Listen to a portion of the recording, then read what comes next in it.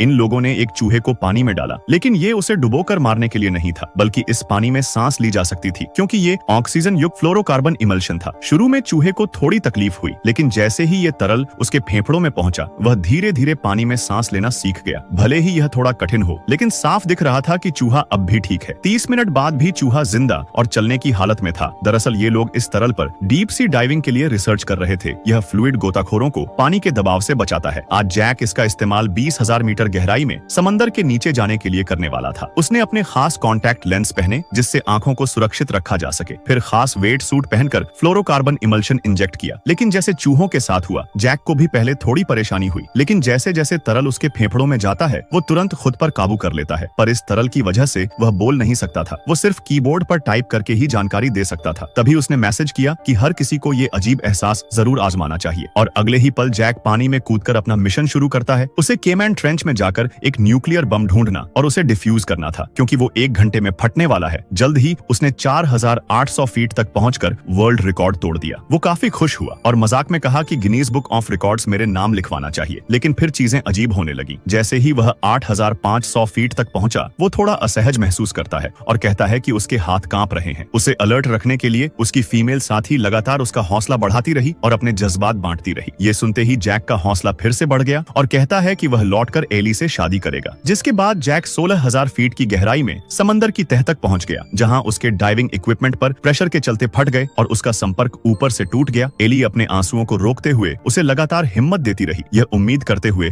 कि जैक सुरक्षित लौटेगा। और जैक भी नाम के मुताबिक बहादुर निकला। वह एक जलती हुई लकड़ी से रास्ता रोशन करके चट्टानों के साथ और नीचे जाने लगा, लेकिन वहां इतना अंधेरा था कि नीचे कुछ भी नहीं दिख रहा था। अब सबको लगने लगा कि अब जैक खत्म हो चुका है। तभी अचानक एक सिग्नल मिला और जैक ने कहा कि उसने रोशनी देखी है और यहाँ हर तरफ रोशनी है। सबने सोचा कि शायद ये उसका भ्रम है, क्योंकि समंदर की इतनी गहराई में रोशनी नहीं हो सकती, लेकिन असल में वहाँ रोशनी थी और अगले ही पल जैक हैरान रह गया।